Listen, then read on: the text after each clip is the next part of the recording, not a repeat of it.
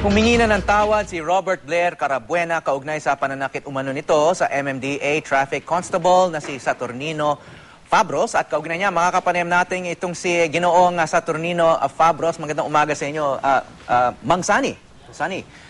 So, nasan kayo na nang humihingi ng tawad itong si Ginoong Carabuena?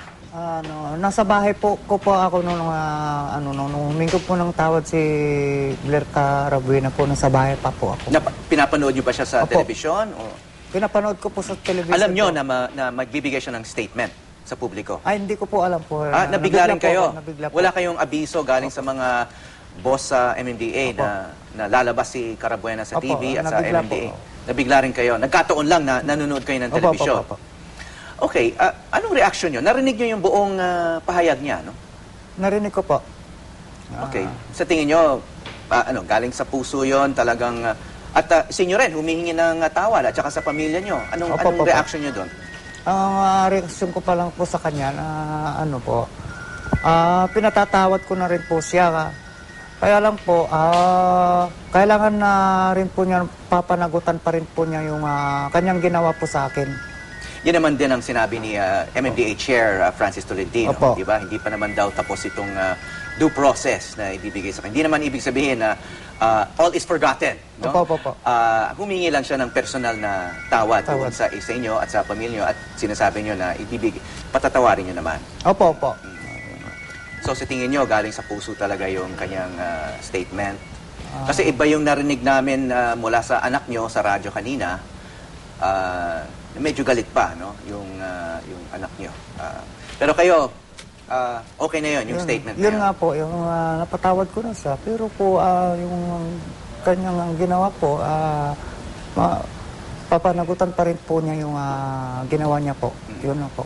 Para sa mga hindi pa nakakaalam po, ano ba yung nangyari dun sa insidente? Siya ay isang motorista at tinigil niyo. Nasaan kayo noon?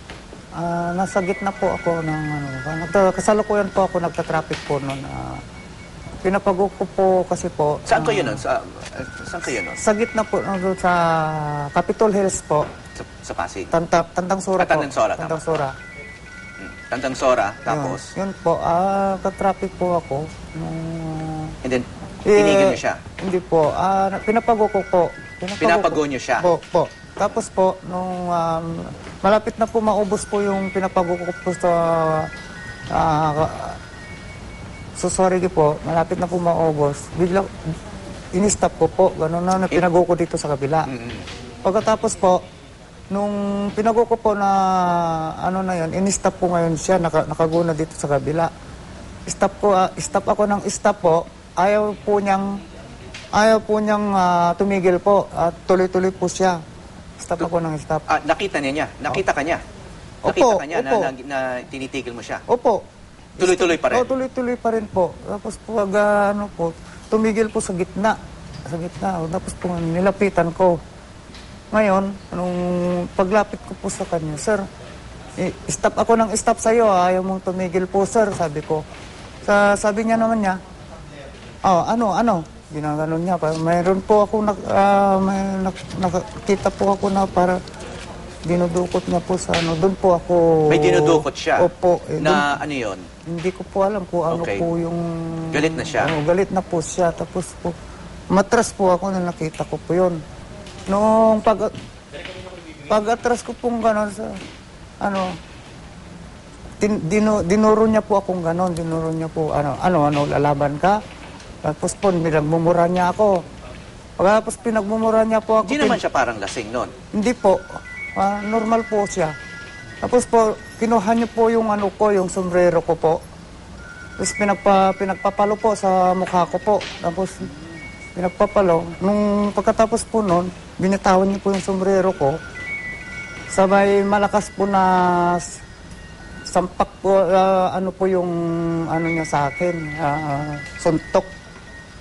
Malakas po. Tapos po nung... Saan kayo sinuntok? Dito po sa pisngi ko po. Pisngi. Dito po. Ngayon po, tapos na po yun, nakahawak po yung kapatid niya sa likod ko po. Inahawakan po ako, kaya po hindi po ako makagalaw po. Dahil po sa paagsapak niya gano'n sa akin, hindi ako makagalaw. nakahawak yung kapatid niya.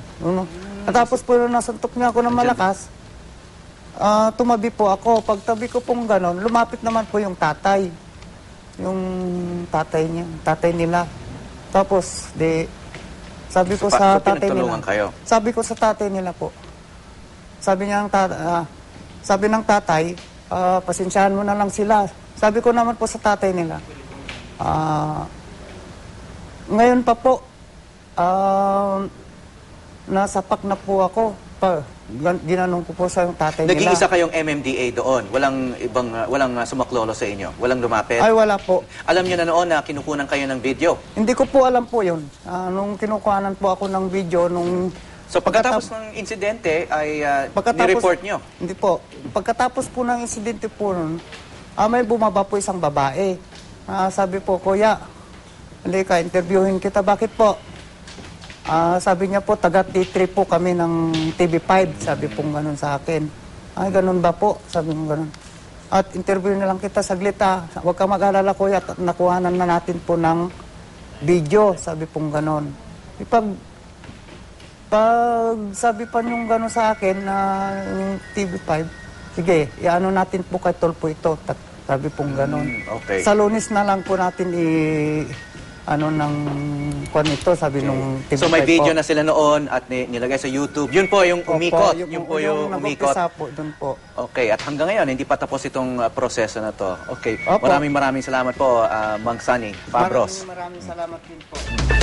Sinikap po namin makuha ang pahayag ng kampo ni Ginoong Carabuena, ngunit ayon sa isang text message na ipinadala sa amin ng kanyang abogado na si Attorney Cesar Ortega, hindi na muna sila maglalabas ng pahayag hanggat hindi pa nila nailalabas ang kanilang counter affidavit.